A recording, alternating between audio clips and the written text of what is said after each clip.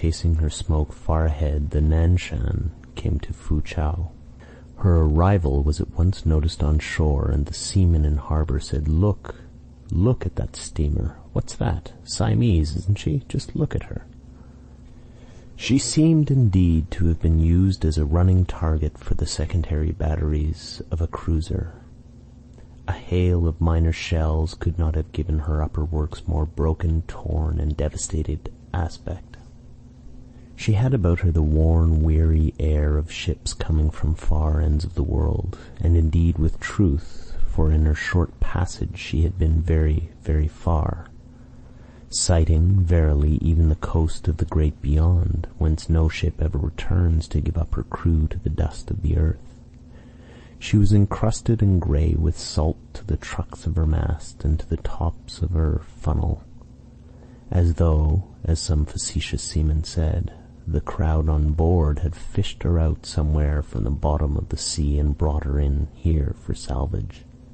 And further, excited by the felicity of his own wit, he offered to give £5 for her, as she stands. Before she had been quite an hour at rest, a meagre little man with a red-tipped nose and a face cast in an angry mould landed from a sampan on the quay of the foreign concession, and incontinently turned to shake his fist at her. A tall individual with legs much too thin for a rotund stomach, and with watery eyes, strolled up and remarked, "Just left her, eh? Quick work."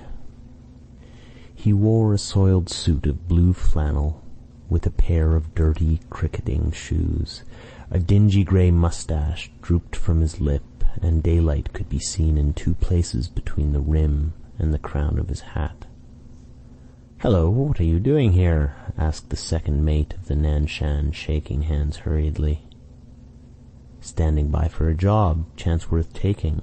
Got a quiet hint," explained the man with the broken hat in jerky, apathetic wheezes. The second shook his fist at the Nanshan. "There's a fellow there that ain't fit to have the command of a scow," he declared, quivering with passion, while the other looked about listlessly. "Is there?" But he caught sight on the quay of a heavy seaman's chest, painted brown under a fringed sailcloth cover and lashed with new manila line. He eyed it with awakened interest. "I would talk and raise trouble if it wasn't for that damn Siamese flag. Nobody to go to, or I would make it hot for him. The fraud. Told his chief engineer, 'That's another fraud for you.' I lost my nerve. The greatest lot of ignorant fools that ever sailed the seas. No, you can't think." "Got your money all right?" inquired his seedy acquaintance suddenly. "Yes, paid me off on board," raged the second mate. "Get your breakfast on shore," says he. "Mean skunk," commented the tall man vaguely, and passed his tongue on his lips. "What about having a drink of some sort?" "He struck me," hissed the second mate. "No, struck? You don't say." The man in blue began to bustle about sympathetically. "Can't possibly talk here. I want to know all about it. Struck, eh? Let's get a fellow to carry your chest. I know a quiet place where they have some bottled beer." Mr. Jukes, who had been scanning the shore through a pair of glasses, informed the chief engineer afterwards that our late second mate hasn't been long in finding a friend, a chap looking uncommonly like a bummer. I saw them walk away together from the quay. The hammering and banging of the needful repairs did not disturb Captain MacWhirr. The steward found in the letter he wrote, in a tidy chart-room, passages of such absorbing interest that twice he was nearly caught in the act. But Mrs. MacWhirr, in the drawing-room of the 40-pound house, stifled a yawn, perhaps out of self-respect, for she was alone. She reclined in a plush-bottomed and gilt hammock chair near a tiled fireplace, with Japanese fans on the mantel and a glow of coals in the grate. Lifting her hands, she glanced wearily here and there into the many pages. It was not her fault they were so prosy, so completely uninteresting. from "my darling wife" at the beginning to "your loving husband" at the end.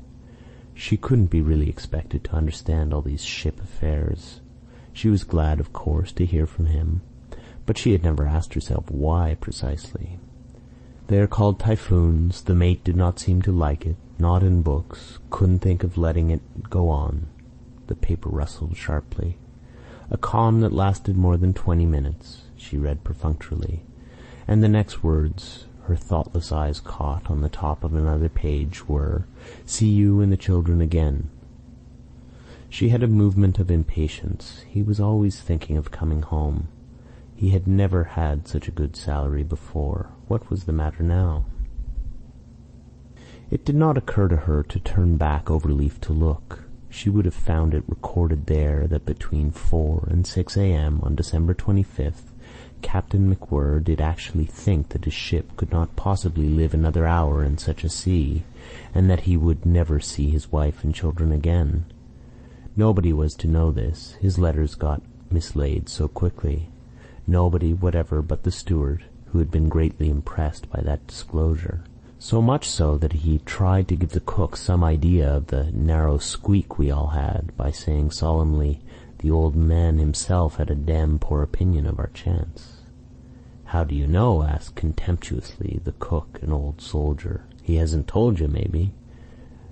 "Well, he did give me a hint to that effect," the steward brazened it out. "Get along with you. He'll be coming to tell me next," jeered the old cook over his shoulder. Mrs. MacWhirr glanced farther on the alert. Do what's fair, miserable objects, only 3 with a broken leg each in one. Thought had better keep the matter quiet. Hoped to have done the fair thing.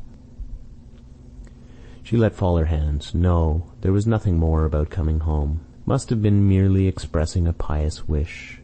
Mrs. MacWhirr's mind was set at ease, and a black marble clock, priced by the local jeweller at £3, 18 shillings, 6 had a discreet stealthy tick. The door flew open and a girl in the long-legged, short-frocked period of existence flung into the room.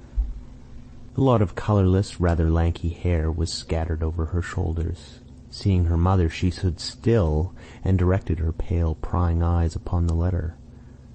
"From father," murmured Mrs. MacWhirr. "What have you done with your ribbon?"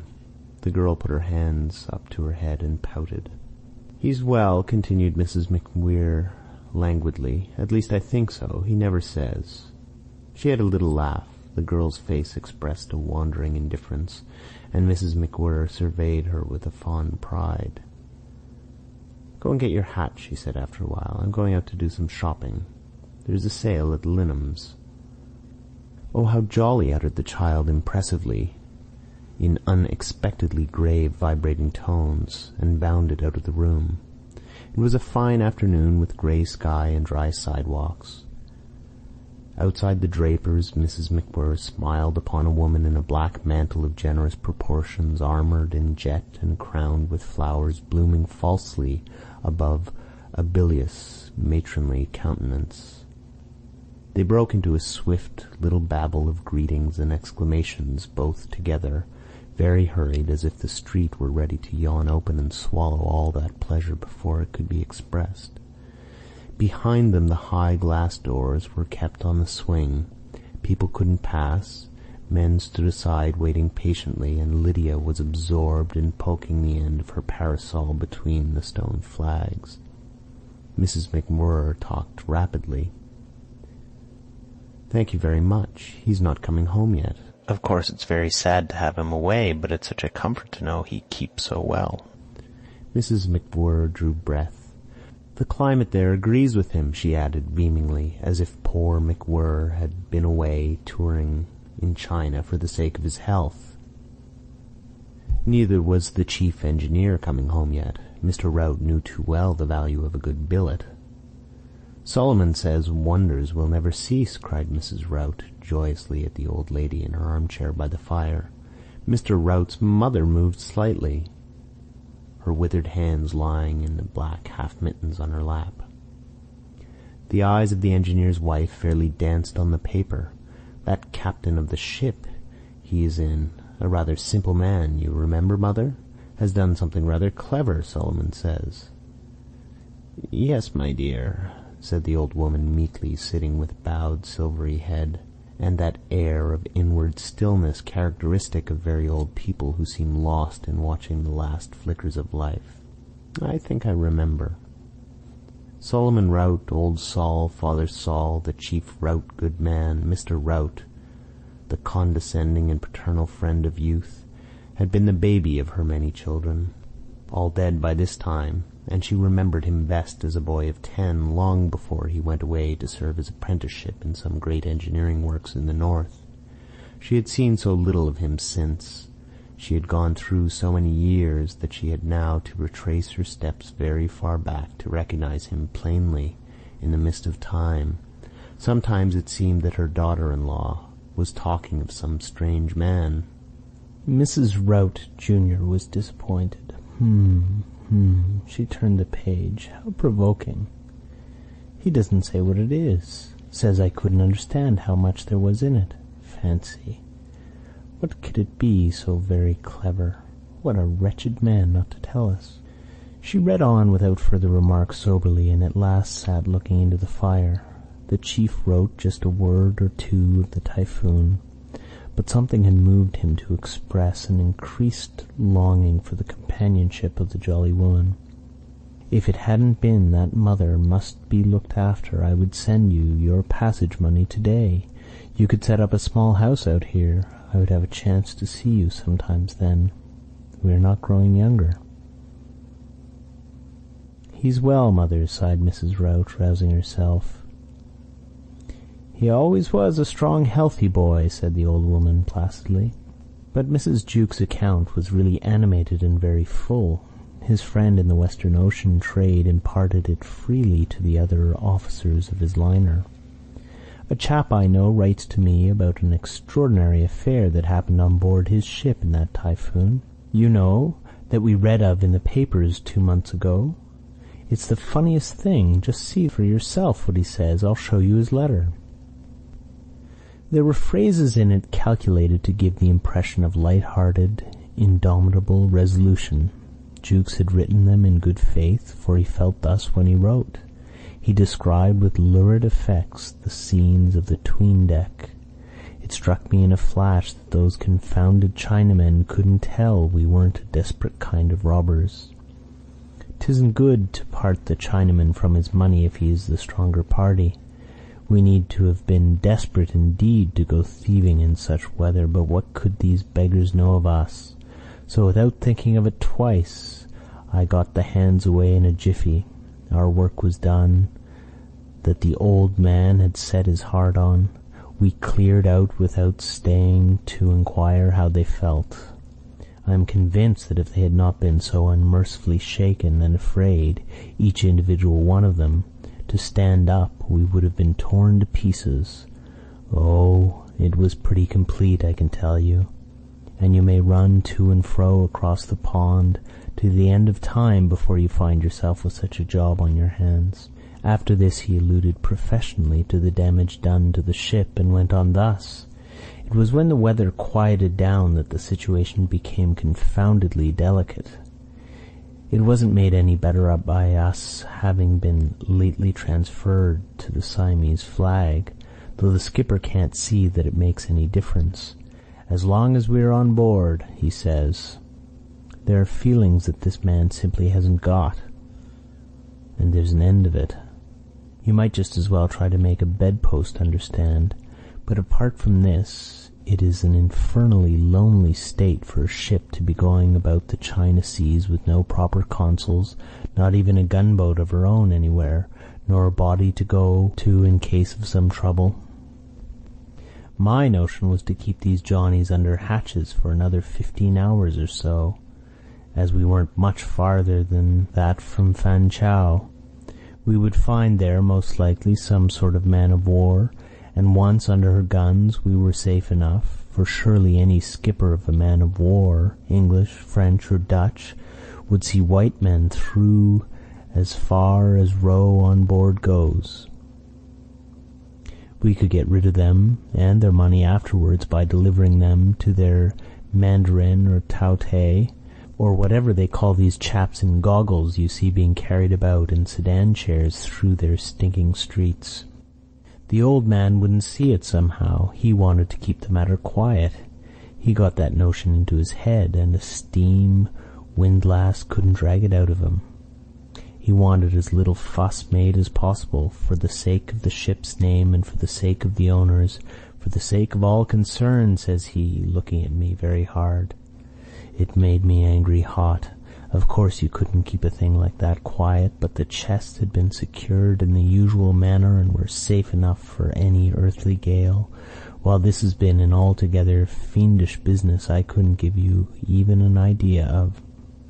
Meantime, I could hardly keep on my feet.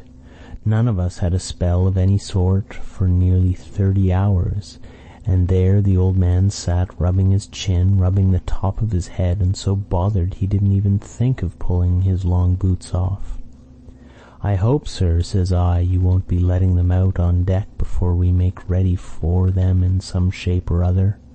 Not, mind you, that I felt very sanguine about controlling these beggars if they meant to take charge. A trouble with a cargo of Chinamen is no child's play. I was damned tired, too. "I wish," said I, "you would let us throw the whole lot of these dollars down to them and leave them to fight it out amongst themselves while we get a rest." "Now you talk wild, Jukes," says he, looking up in his slow way that makes you ache all over somehow. "We must plan out something that would be fair to all parties." I had no end of work on hand, as you may imagine, so I set the hands going, and then I thought I would turn in for a bit. I hadn't been asleep in my bunk 10 minutes when in rushes the steward and begins to pull at my leg. "For God's sake, Mr. Jukes, come out! Come on deck quick, sir! Oh, do come out!" The fellow scared all the senses out of me. I didn't know what had happened, another hurricane or what. Could hear no wind. "The captain's letting them out. Oh, he's letting them out. Jump on deck, sir, and save us. The chief engineer has just run below for his revolvers." That's what I understood the fool to say. However, Father Rout swears he went in there only to get a clean pocket handkerchief. Anyhow, I made one jump into my trousers and flew on deck aft. There was certainly a good deal of noise going on forward of the bridge.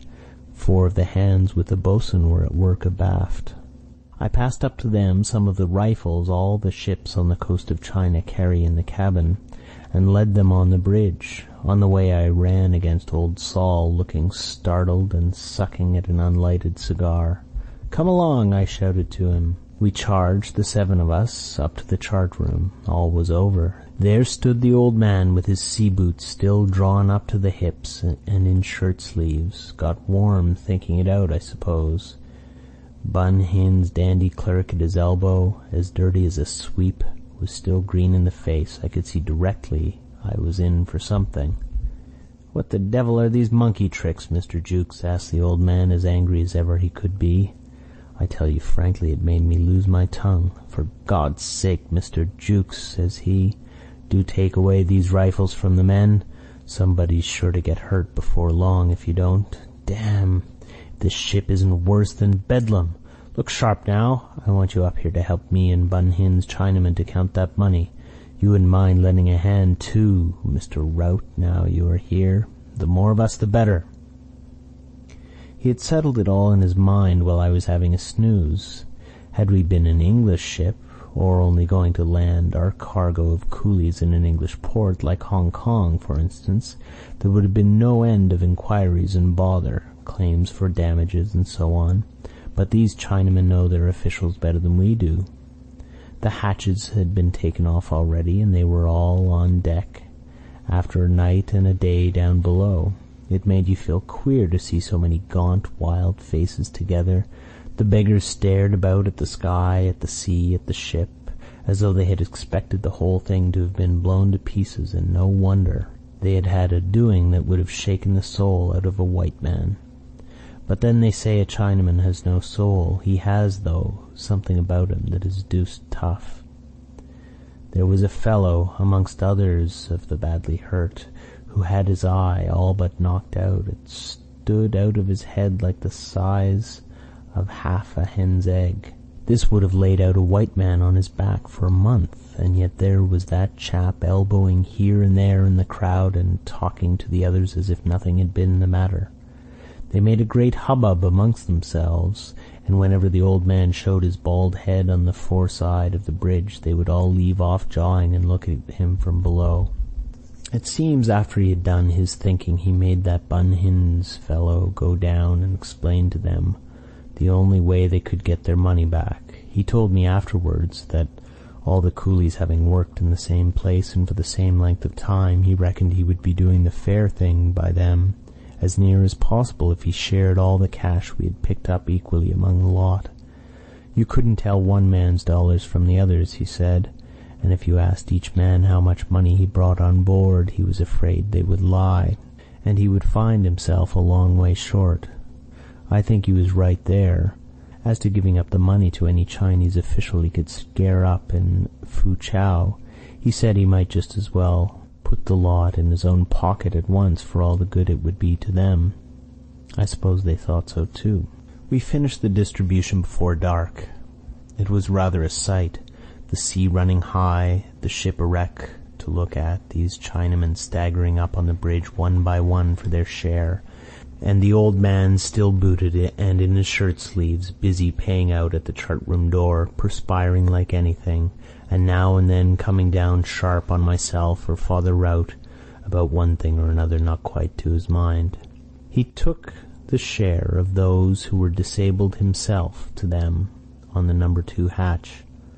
There were $3 left over, and these went to the 3 most damaged coolies, 1 to each.